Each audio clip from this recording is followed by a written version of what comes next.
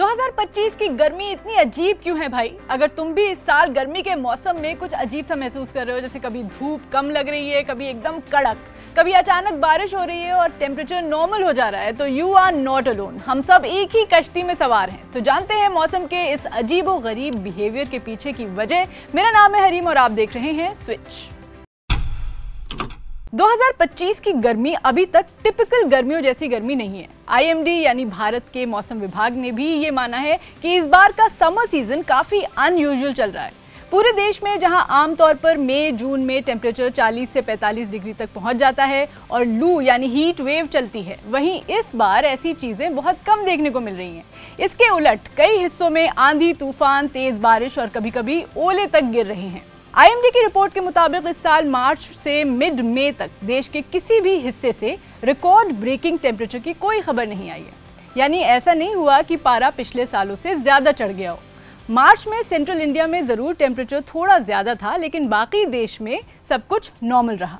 अप्रैल में महाराष्ट्र, ओडिशा और जम्मू कश्मीर के कुछ हिस्सों में 1-2 दिन की हीट वेव जरूर आई थी, लेकिन वो भी बहुत लंबी नहीं चली। गुजरात और राजस्थान में भी हल्की फुल्की तेज गर्मी महसूस की गई, लेकिन पूरे देश की बात करें तो हीट वेव जोन यानी वो हिस्सा जो हर साल मार्च से जून के बीच सबसे ज्यादा गर्म होता है, इस बार भीषण लू से अब तक बचा रहा है।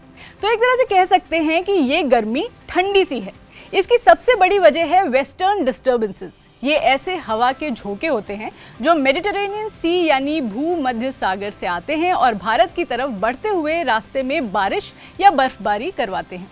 आमतौर पर ये हवाएं उत्तर भारत तक ही असर डालती हैं, लेकिन इस बार ये रिलेटिवली लोअर लैटिट्यूड्स यानी थोड़े और दक्षिण की तरफ भी पहुंची। मार्च और अप्रैल में ऐसे 4 वेस्टर्न डिस्टर्बेंसेस आए और मई में अब तक 2 और आ चुके हैं। इनके साथ साथ अरेबियन सी और बे ऑफ बंगाल से भी मॉइस्चर यानी नमी लगातार भारत में आ रही है। जब ये हवाएं आपस में टकराती हैं तो थंडरस्टॉर्म, बारिश और कभी-कभी ओले भी पड़ते हैं। और जब ऐसा होता है तो मैक्सिमम टेम्परेचर अचानक 5 से 7 डिग्री तक गिर जाता है। तो ये है वजह इस बार की ठंडी गर्मी की। अगला सवाल है कि मई के महीने में रह रहकर बारिश क्यों हो रही है? मई का महीना तो ट्रेडिशनली सबसे गर्म माना जाता है। इस दौरान नॉर्थ, नॉर्थ वेस्ट और सेंट्रल इंडिया में हीट वेव कॉमन होती है। लेकिन इस साल 1 मई के अलावा अब तक महीने में किसी दिन ऑफिशियल तौर पर हीट वेव रिकॉर्ड नहीं हुई, और जो रिकॉर्ड हुई भी वो सिर्फ साउथ वेस्ट राजस्थान के कुछ इलाकों में। इसके उलट साउथ और सेंट्रल इंडिया में बहुत ज़्यादा बारिश देखने को मिली। 2 से 7 मई के बीच लगातार 2 वेस्टर्न डिस्टर्बेंसेस की वजह से राजस्थान, मध्य प्रदेश, गुजरात, हरियाणा, दिल्ली, बंगाल, उत्तराखंड, केरल, तमिलनाडु और पुदुचेरी जैसे राज्यों में तेज आंधी और बारिश होती रही। मई के फर्स्ट वीक में पूरे भारत में एवरेज बारिश 20% ज्यादा रही, जिसकी वजह से टेम्परेचर कई इलाकों में नॉर्मल से 2 से 5 डिग्री नीचे चला गया। मिनिमम टेम्परेचर्स भी 1 से 3 डिग्री तक कम रिकॉर्ड हुए, खासकर ईस्ट और सेंट्रल इंडिया में।